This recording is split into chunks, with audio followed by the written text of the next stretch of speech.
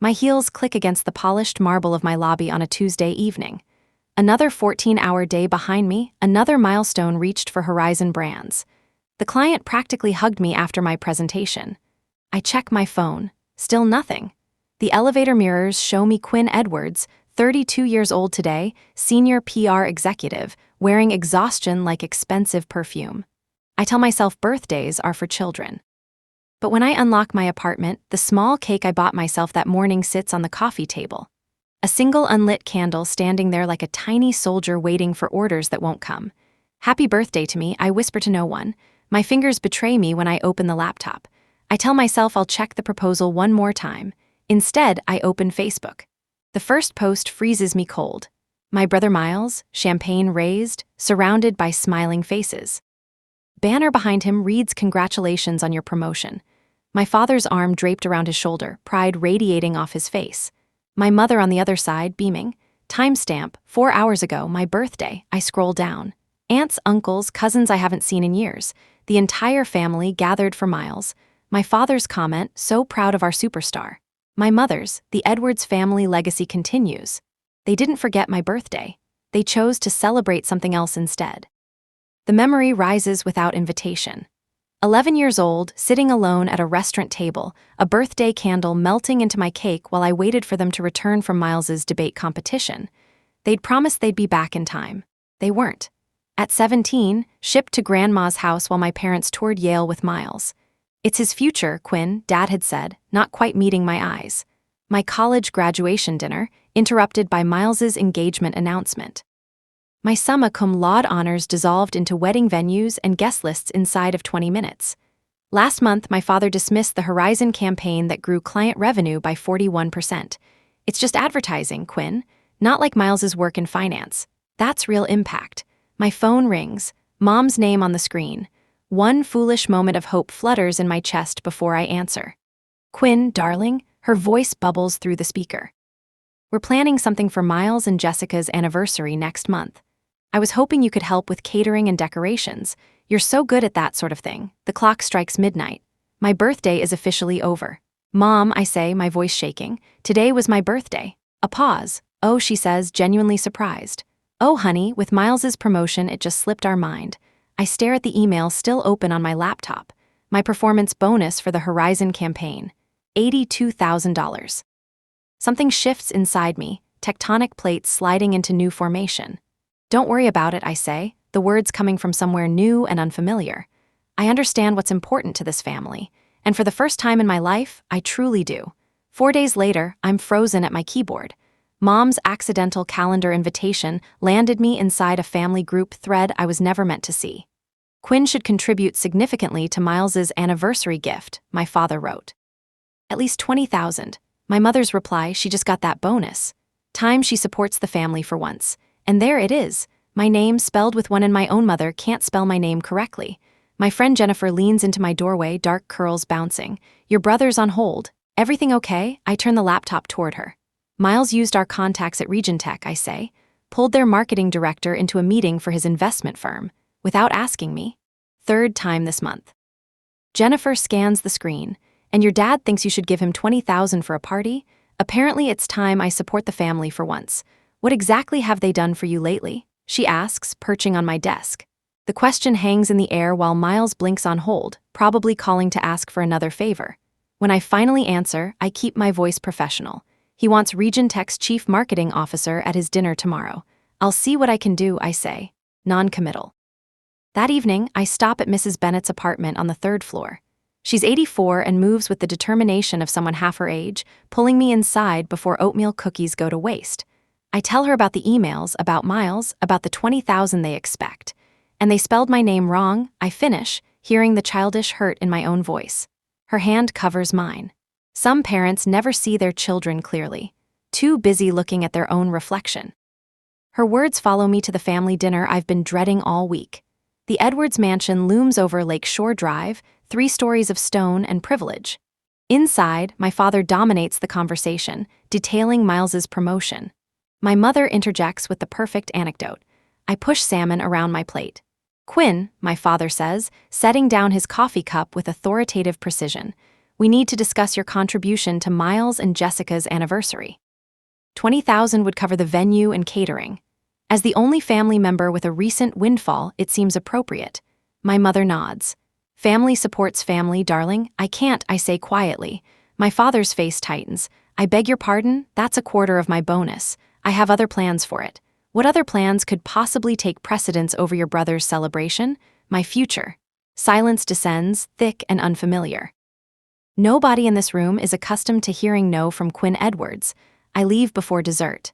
Guilt trails behind me like a shadow, but something else too. Resolution. For the first time in 32 years, I've refused to fade into the background of my brother's life. It feels terrifying. It feels right. 3 weeks after my birthday, I'm in a corner cafe with my laptop open when I stop pretending I'm working and type 2 words. Lakefront property, Michigan, a 4-bedroom house. Wide windows facing the water. Wooden deck wrapping 3 sides, mature pines for privacy. Price, $365,000. I study the photos, something expanding in my chest with every swipe. I call a realtor the next morning. 2 days later, standing on that deck watching sunlight dance across the lake's surface, I say I'll take it before she can even suggest I think it over. Don't you want to bring your family to see it? No, the word feels clean, definitive. This is for me. The mortgage papers feel like a declaration of independence. Mrs. Bennett accompanies me to the closing. You're doing the right thing, she says, patting my hand as I receive the keys. Sometimes we need to build our own sanctuary. I spend weekends transforming every room. The walls fill with framed awards and photographs of moments I'm proud of. My college graduation. The team celebration after landing the Westridge account. The master bedroom gets a reading chair by the window, a stack of books I've always wanted to read, the softest bedding I can find. On the door, a small wooden sign, the birthday suite. I post one photo. Me on the cedar deck, barefoot with a glass of Pinot Noir, Lake Michigan stretching blue and endless behind me. Weekend at my new lake house. Birthday gift to myself. 17 missed calls arrive in 20 minutes. 32 texts. Mom calling 8 times in the first 15. I silence the ringer and watch the sun paint the water in amber and rose. The family gossip network mobilizes within the week. Cousins relay messages with calculated concern. People are saying things, Quinn, that you've been hiding money, that you're having a breakdown, that this is because you're jealous of Miles. I laugh then, a real laugh that comes from somewhere new. That sounds exactly like something my family would say. My mother finally calls on a Thursday. Her voice is tight with controlled fury. This attention-seeking behavior, buying a house without consulting the family, posting those photos. People are asking questions we can't answer. How do you think this makes us look? I rock in my porch swing, watching a heron glide across the water. What questions? Her voice drops to a whisper. Why you would need to buy yourself a birthday present. Why we weren't there to celebrate with you. It's creating a very uncomfortable situation for this family. How interesting, I say, keeping my voice light. It's almost like actions have consequences. I'm organizing a family dinner Sunday night, she says. Your father and I will explain that this was all a misunderstanding, that we've always supported you. The old Quinn would have agreed immediately, desperate to smooth things over. I'm available Tuesday next week, I say instead.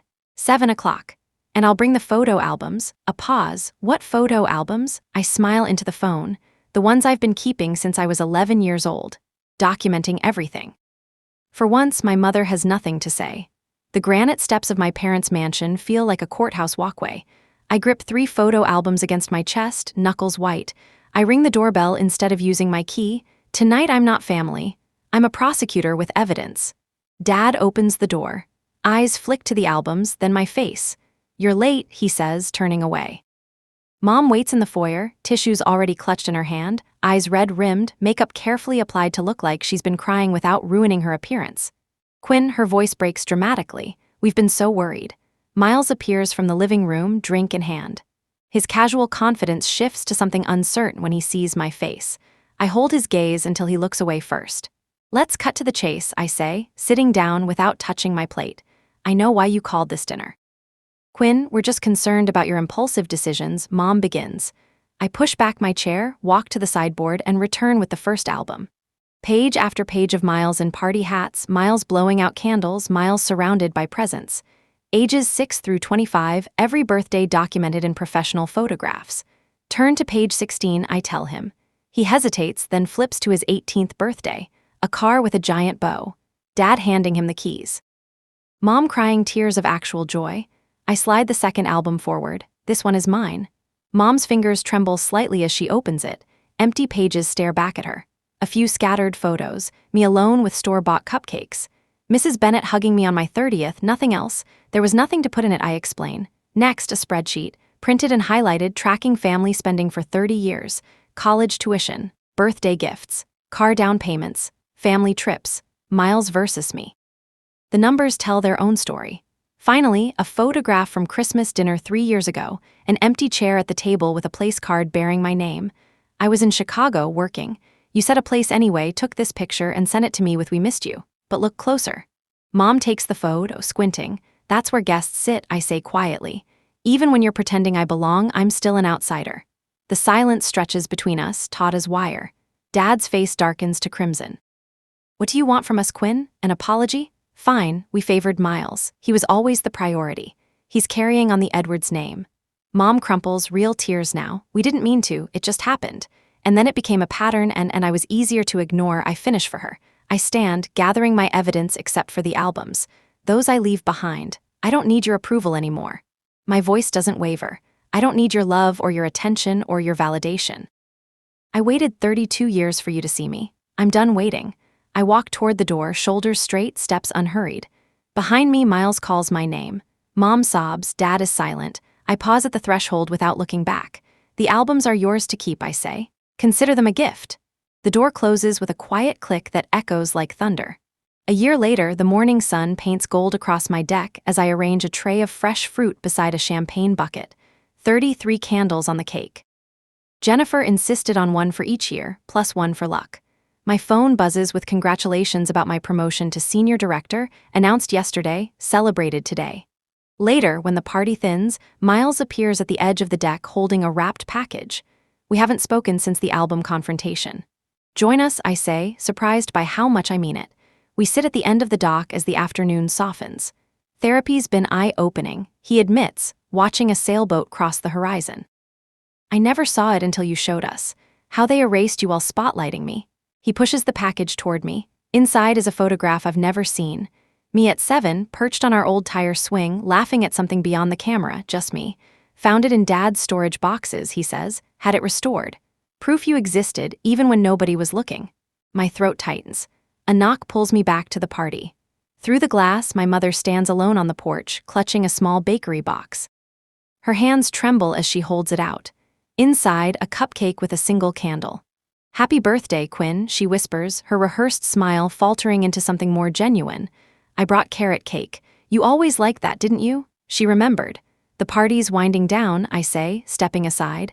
"You can stay for cake if you'd like." After everyone leaves, I walk back to the dock as twilight settles over the water. Last year, I sat alone in a sterile apartment with a store-bought cake and an empty inbox. Tonight, my lake house windows glow behind me, light reaching across gentle waves, and I am surrounded by people who show up for me. By evidence of a life I built myself. By the quiet, unshakable knowledge that I finally stopped waiting for a seat at someone else's table and built my own. I raise my glass toward my own reflection in the water. For the first time, I celebrated myself.